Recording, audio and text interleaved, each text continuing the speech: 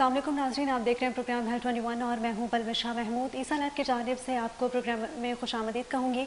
उम्मीद करती हूँ आप सब बिल्कुल ठीक होंगे, खैरियत से होंगे और अपना ख्याल रख रहे होंगे। नाज़रीन, एक बार फिर से हमारे साथ स्टूडियोज़ में मौजूद हैं डॉक्टर मानूर बुगटी, जो कि PhD स्कॉलर हैं। इसके अलावा ईसा लैब से एसोसिएटेड हैं एज असिस्टेंट डायरेक्टर और डायरेक्टर हैं प्राइवेट यूनिवर्सिटी में। मैं उनको वेलकम करना चाहूँगी। अस्सलाम वालेकुम डॉक्टर। वालेकुम अस्सलाम, थैंक यू। जी नाज़रीन, आज हम लोग जो टॉपिक डिस्कस करने वाले हैं वो है फॉलेज, और इसके अलावा हम लोग मज़ीद कुछ टॉपिक्स पे भी रोशनी डालेंगे। तो मैं डॉक्टर की जानिब जाना चाहूँगी। डॉक्टर, बेसिक क्वेश्चन मेरा फॉलेज के हवाले से ये है कि फॉलेज बेसिकली क्या होता है? फॉलेज हमारे पास जो कंडीशन आती है जिसे स्ट्रोक हम कहते हैं जी। मेडिकल टर्म के अंदर। फॉलेज में होता ये है कि अगर आपका ब्लड प्रेशर बहुत ज़्यादा बढ़ जाए तो कोई ना कोई दिमाग की हमारी जो नाली या आर्टरी या वेन में रप्चर हो जाता है, जिसकी वजह से रप्चर होने की वजह से उस एरिया में ब्लड क्लॉट बनता है। ठीक। और वो एरिया अगर आपकी सेल डेथ हुई है वहाँ पर, तो वो एरिया जिस बॉडी पार्ट को सप्लाई कर रहा होता है उसके फंक्शन आपके रुक जाते हैं या ख़त्म होते हैं। ठीक। तो डॉक्टर, अक्सर लोगों को ये शिकायत होती है कि वो पैरालाइज हो जाते हैं फॉलेज अटैक की वजह से। तो क्या हमारे दिमाग में इतनी ताकत है कि वहाँ पे अगर क्लॉटिंग हो या फिर, तो मतलब अगर हमारे दिमाग में किसी भी किस्म की क्लॉटिंग होती है या कोई नर्व बंद होती है तो बॉडी का कोई एक हिस्सा पैरालाइज हो सकता है? जी बिल्कुल, बिकॉज हमारे ब्रेन से ही कंट्रोल हो रहा होता है। जो ब्रेन का जो हिस्सा बॉडी के जिस पार्ट को कंट्रोल कर रहा होता है वो इफ़ेक्ट होता है हमारे पास, अगर हम आसान अल्फाज में कहें तो। और इसका मेन रीज़न अगर हम बात करें कि फॉलेज के क्या होते हैं, तो वो हमारे पास हाइपरटेंशन, जिसका ब्लड प्रेशर का काफ़ी अर्से तक बढ़े रहना, ये हमारे पास मेन रीजंस में आ रहा होता है फॉलेज के। ठीक। तो ब्लड प्रेशर लो होने से तो इसका ख़तरा नहीं होता? देखिए, डिपेंड कर रहा होता है कि पेशेंट का ब्लड प्रेशर लो होने से वैसे इतना नहीं होता जितना हाइपरटेंशन की वजह से होता है सही मोस्ट ऑफ सही। The time. ठीक। डॉक्टर, फॉलेज के कितनी टाइप्स या फिर कितने तरह के स्टेजेस होते हैं?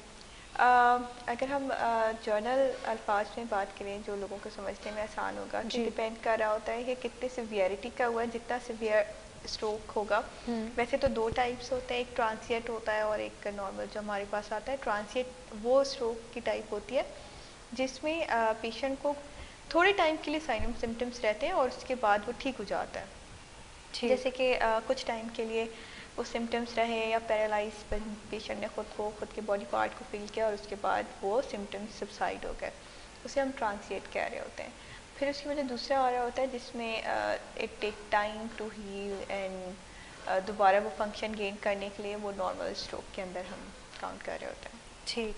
तो डॉक्टर, फॉलेज आपके बॉडी के कौन कौन से पार्ट्स को पैरालाइज कर सकता है? अक्सर लोगों को ये शिकायत होती है कि उनको फॉलेज अटैक हुआ है और फेस का एक हिस्सा काम करना बंद हो गया है, और अक्सर लोगों को ये होता है कि उनका हाथ मूवमेंट रुक गई है, हाथ की मूवमेंट, और कुछ लोगों का ये होता है कि वो चल नहीं पा रहे। तो किस किस बॉडी के पार्ट को ये इफेक्ट कर सकता है? बेसिकली फॉलेज के अंदर डिफरेंट पार्ट्स होते हैं। दूसरी चीज़ ये होती है कि एक और कंडीशन आती है जी। जिसे हम समझ रहे होते हैं कि मुंह का फॉलेज हुआ है, बट इटसेल्फ वो नहीं होता, लेकिन वो एक वायरल इन्फेक्शन की वजह से हमारे पास फेशियल पैल्सी जिसे हम कह रहे होते हैं, और डिफरेंट कंडीशंस होती हैं आ रही होती हैं जिसकी वजह से वो फेस में होता है। बट हाँ, ये ज़रूर है कि फॉलेज के अंदर भी हमारे पास फेशियल पैल्सी के पेशेंट आ रहे होते हैं। उसके ठीक। अंदर फॉलेज मुंह का कॉमन होता है ये, या फेस को उसने इफेक्ट किया होता है। आपके आर्म को one side of the body, it could be both side of your body, सिर्फ लोअर लिम्ब यानी कि दोनों टांगे भी हो सकती हैं, सिर्फ दोनों हाथ भी हो सकते हैं, चारों आपके लिम्स भी हो सकते हैं। It depends on the severity. ठीक। तो ये सिवियरिटी पे डिपेंड करता है किसको किस तरह का हुआ है।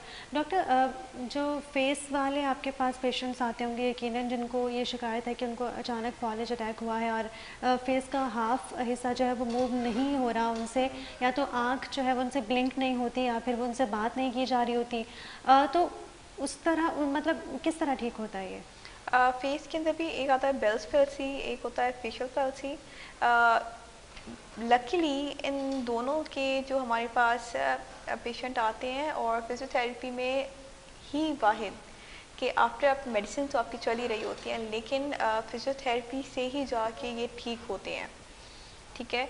और इवन कि हमारे पास कुछ पेशेंट्स की रिकवरी तो विद इन अ मंथ हमें मिलना शुरू हो जाती है, और कुछ तो with in a month recover भी कर जाते हैं। तो सही। बहुत सारे पेशेंट ऐसे होते हैं जो हम देख रहे होते हैं, वो सिर्फ दे थॉट, वो ये सोच रहे होते हैं कि हम मेडिसिन लेंगे और हमारे फेशियल मसल दोबारा वर्कआउट करने लगेंगे, बट ऐसा नहीं है कि आपको फिजियोथेरेपी करानी पड़ती है। ख़ासतौर पे फेशियल के लिए आइज़ बंद नहीं होती, आपका माउथ सही से बंद नहीं होता, आप पानी पी रहे होते हैं वो गिर रहा होता है।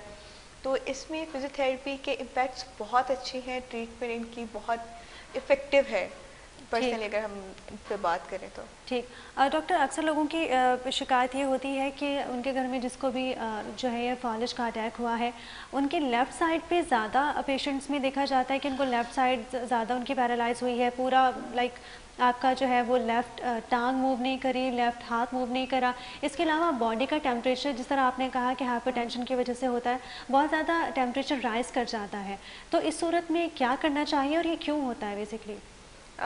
टेम्परेचर से ज़्यादा बॉडी का ब्लड प्रेशर जो होता है वो अगर हमारा काफ़ी ज़्यादा इंक्रीज रहे फॉर प्रोलॉन्ग टाइम के लिए, देखिए हाइपरटेंशन को हम इस तरह से डिफाइन कर सकते हैं, ये फैमिली हिस्ट्री में भी आ रही होती है सही। पेशेंट के। तो उसको कंट्रोल करना ज़रूरी है। फिर उसके बाद आपके जनरल फिजिशियन होते हैं, या अगर आप हार्ट पेशेंट हैं या आपके डायबिटोलॉजिस्ट हैं, वो आपको साथ साथ मेडिकेशन बता रहे होते हैं जो फर्दर कॉम्प्लिकेशन जैसे कि स्ट्रोक है, फालिज वगैरह और हार्ट अटैक और इन सारी चीज़ों से प्रिवेंट रखती है ऑन लॉन्ग रन। अगर कोई पेशेंट है और वो फील कर रहे हैं कि उनका ब्लड प्रेशर हाई रहता है, तो हम उनको यही रिकमेंड करते हैं कि आप डॉक्टर से फॉलो अप लें और उसकी मेडिकेशन अपने साथ कंटिन्यू रखें। ठीक। डॉक्टर, आपने जिस तरह लास्ट सेगमेंट में बताया था कि एक चीज़ जो है वो काफ़ी टाइम से आपको ट्रिगर कर रही होती है, उसके बाद जाके वो अपनी फ़ाइनल सूरत इख्तियार करती है। तो फॉलिश में अक्सर पेशेंट्स की ये शिकायत होती है कि रात को सोए और सुबह उठने के बाद ये हमारा जो है बॉडी पार्ट जो है मूवमेंट छोड़ गया, मूवमेंट नहीं कर रहा। तो ये किस तरह पॉसिबल है कि अचानक रात को सोए और सुबह जो है वो आपको फॉलिज अटैक हो गया? बेसिकली वही कि रात में उनको समहाउ किसी टाइम पे वो स्ट्रोक हुआ, और जो हमारी ब्रेन की जो नाली थी आसान अल्फाज में, जी। तो वो रप्चर हुई और वहाँ पे ब्लड क्लॉट बना और उसने और फर्दर डैमेज पहुँचाया। ठीक। या ब्रेन के किसी पार्ट में इनफ ऑक्सीजन नहीं पहुँची, हाइपोक्सिक कंडीशन हुई और उसकी वजह से वो पार्ट डैमेज हुआ। ठीक। तो अंडरलाइन कॉजेज चल रहे होंगे पहले से, पेशेंट या तो इग्नोर करते हैं या समहाउ समटाइम कुछ ऐसे इवेंट्स आते हैं जिसमें उनका अचानक से ब्लड प्रेशर बहुत ज़्यादा शूट कर गया सही। और उसकी वजह से हो गया।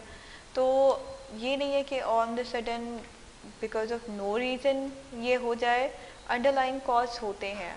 अगर अनकंट्रोल डायबिटिक पेशेंट है या हार्ट पेशेंट है और वो अपनी मेडिसिन टाइम पे नहीं ले रहे हैं और ब्लड प्रेशर कंट्रोल नहीं करा रहे हैं, तो उनमें ये चीज़ें ये इशूज़ बहुत ज़्यादा कॉमन है। या बहुत ज़्यादा ओबीज़ हैं, उनमें ये ज़्यादा है कॉमन। ठीक। और इसका सॉल्यूशन किस तरह मुमकिन है? क्या उस क्लॉटिंग को, दिमाग में जो ब्लड की क्लॉटिंग हो जाती है, उस क्लॉट को जो है वो नॉर्मल करने के लिए क्या कोई ऑपरेट होता है या कोई मेडिसिन इस तरह की यूज़ की जाती हैं जिससे आपकी बॉडी जो है अपनी वापस पुरानी सूरत में वापस आ जाए? देखिए अब तो अल्हम्दुलिल्लाह कराची के अंदर इसकी ट्रीटमेंट आ गई है। हमारे एक हॉस्पिटल है मैन, तो वहाँ पे अगर आप विद इन 24 आवर्स पेशेंट को ले जाएं, या आई थिंक 12 आवर्स के अंदर अंदर आप वहाँ ले जाते हैं, तो वो उसकी सर्जरी कर देते हैं और पेशेंट काफ़ी नॉर्मल हो हद जाता है। तक डिजेनरेटिव चेंजेस से या फिर फर्दर डैमेज से बच जाता है। ठीक। और इसके अलावा वंस ये हो गया तो उसके बाद पेशेंट का सेकेंड डे और जैसे ही वो हॉस्पिटल से डीसी होते हैं, उनका फिजियोथेरेपी ट्रीटमेंट कराना बहुत ज़रूरी होता है। अगर वंस वो नहीं करेंगे और छोड़ जाएंगे तो वो जो बॉडी फंक्शन नहीं कर रही वो और ज़्यादा कम होता चला जाता है और सही। फिर वो पेनफुल कंडीशन हो जाती है पेशेंट के लिए। ठीक। नाज़रीन, हम लोगों ने फॉलिज के हवाले से बात की, अब बात करेंगे ऑस्टियोपोरोसिस के हवाले से, जो कि ख़वातीन में बहुत कॉमन है। डॉक्टर, मैं आपसे इस हवाले से पूछना चाहूँगी कि बेसिकली ये वर्ड हम लोगों ने बहुत ज़्यादा सुना है और हमारी टीवी पे कमर्शियल्स भी चल रहे होते हैं कि ख़वातीन में ये बहुत ज़्यादा कॉमन है। बेसिकली ये है क्या ऑस्टियोपोरोसिस? ऑस्टियोपोरोसिस जो हमारे पास है, एक कंडीशन का नाम है। इसमें होता क्या है, osteo as the name indicate, osteo means bone, और प्रोसेस पोरस से लिया गया है। ठीक। तो जो हमारी बोन है वो ब्रिटल और पोरस हो जाती है, जैसे आपने स्पंजेस वगैरह देखे होंगे जो बिल्कुल। घर में होते हैं, जैसे उसमें बारीक बारीक होल्स होते हैं, आपकी बोन ऐसी पोरस हो जाती है। कॉजेस क्या होते हैं? सेडेंटरी लाइफस्टाइल और vitamin D deficiency and menopause. In 3 reasons की वजह से अगर आपकी बॉडी में विटामिन डी डेफिशिएंसी है और कैल्शियम अब्जॉर्ब नहीं हो रही, तो बोन पोरस होना शुरू हो जाएगी, ऑस्टियोपोरोसिस के साइड पे जाएंगी। ठीक। या young athlete, female tried syndrome हम कह रहे होते हैं, वो यंग एथलीट ख़ास तौर पे जो फैशन इंडस्ट्री से जिन लोगों का ताल्लुक़ है, अगर वो प्रोलॉन्ग टाइम के लिए डाइट कंटिन्यू रखें और डाइटिंग पे रहें, तो उनमें विटामिन डी डेफिशिएंसी जो लीड कर रही होती है ऑस्टियोपोरोसिस को, ये मेन कॉज होता है। ठीक। डॉक्टर, इसका मिनिमम एज रेशो क्या होता है और मैक्सिमम एज रेशो क्या हो सकता है? देखिए, अगर एज कम है पेशेंट की हमारे पास, तो वो कंडीशन का नाम चेंज हो जाता है हमारे पास, और जैसे एज बढ़ती जा रही है, आजकल तो इवन के बच्चे भी हैं तो पेडियाट्रिशियन भी उन्हें विटामिन डी के ड्रॉप्स दे रहे होते हैं, क्योंकि एक तो सन एक्सपोजर बिल्कुल नहीं है बच्चों का, वो भी अंदर इंडोर एक्टिविटीज़ ही कर रहे होते हैं, आउटडोर एक्टिविटीज़ का रुझान बहुत कम हो गया है। दूसरा कि डाइट इतनी अच्छी नहीं ले रहे कि जिसकी वजह से विटामिन डी उनको मिल सके, तो ये एक मेजर कॉज है इन सारे रीजन का, ऑस्टियोपोरोसिस का भी। ठीक। डॉक्टर, एक मिथ है या फिर अब इसको आप बताएंगे कि बेसिकली क्या है? लोगों का कहना है कि ख़वातीन जो है वो अपनी डेली लाइफस्टाइल में हील का बहुत ज़्यादा यूज़ करती हैं, जिसकी वजह से उनकी बोन्स पे बहुत ज़्यादा इफ़ेक्ट होता है, तो इज़ इट ट्रू? या बिल्कुल। अगर हाई हील्स आप पहन रही हैं तो आपके आर्चेस डेवलप हो जा आर्चेस जो हैं वो बुरी तरीके से इफेक्ट हो रहे होते हैं पाँव के अंदर, और जिसकी वजह से जो पूरी बायोमैकेनिक्स है आपकी बॉडी की, वो बहुत बुरी तरह इफेक्ट हो रही होती है, जो आपको आर्थराइटिस के साइड पे और नी पेन, एंकल पेन की तरफ लेके जा रही होती है। इसके अलावा एंकल पेन से ज़्यादा आपको प्लांटर फेशियाइटिस यानी कि आप हील पेन की कंप्लेन कर रहे होते हैं, क्योंकि हमारा जो पाँव होता है उसके नीचे एक फेशिया होता है जो हमारा सोल होता है, और आप कंटिन्यूसली हील पहनते हैं तो वो फेशिया इरिटेट हो जाता है, उसमें इन्फ्लेमेशन वगैरह कॉज हो जाती है, जिसकी वजह से फर्दर कॉम्प्लिकेशंस आती हैं, पेनफुल कंडीशन हो जाती हैं। ठीक। डॉक्टर, जिस तरह आपने कहा कि ये बढ़ती हुई एज में बहुत ज़्यादा कॉमन हो गया है और ख़वातीन को ज़्यादा एज में इसकी बहुत ज़्यादा शिकायत होती है, हमारे हार्मोन्स का क्या रोल है? देखिए, अगर ऑस्टियोपोरोसिस है तो उसका हार्मोन से मेन रोल है, इस तरीके से कि जैसे हमने मेनोपॉज की बात की थी, उसमें भी हमारे एस्ट्रोजन वगैरह प्रोड्यूस नहीं हो रहे, और जो विटामिन डी सिंथेसिस वगैरह वो इतनी अच्छी तरीके से नहीं हो रही हार्मोन डेफिशिएंसी की वजह से, जो लीड कर रहा है हमारे पास vitamin D deficiency and further calcium deficiency. यहाँ पे मिस ये है कि लोग समझते हैं विटामिन डी समथिंग एल्स और कैल्शियम इज समथिंग एल्स। सही। हम कैल्शियम ले लेते हैं, बट विटामिन डी अगर आपकी बॉडी में नहीं है तो कैल्शियम सारा आपका वेस्ट चला गया। वी कैन अंडरस्टैंड लाइक कि vitamin D is a door. सही। और कैल्शियम को बोन के अंदर जाने के लिए वो डोर खुलना ज़रूरी है। जब तक विटामिन डी नहीं होगा तो वो डोर ओपन नहीं होगा और कैल्शियम बोन में नहीं जाएगी। ठीक ठीक। हमारे मतलब यानी कि हार्मोन्स बहुत ज़्यादा इम्पॉर्टेंट रोल प्ले करते हैं इसमें। यस। ओके। डॉक्टर, अगर डाइट के हवाले से बात की जाए तो क्या जो एजड ख़वातीन हैं उनको अपनी डाइट क्या बहुत ज़्यादा अच्छी रखनी पड़ेगी या फिर डाइट पे बहुत ज़्यादा फोकस्ड रहना पड़ेगा तभी वो इस प्रॉब्लम से बच सकें? और अगर पाकिस्तान में बात की जाए तो पाकिस्तान में इस वक्त कितने % ख़वातीन ऑस्टियोपोरोसिस का शिकार हैं? अगर हम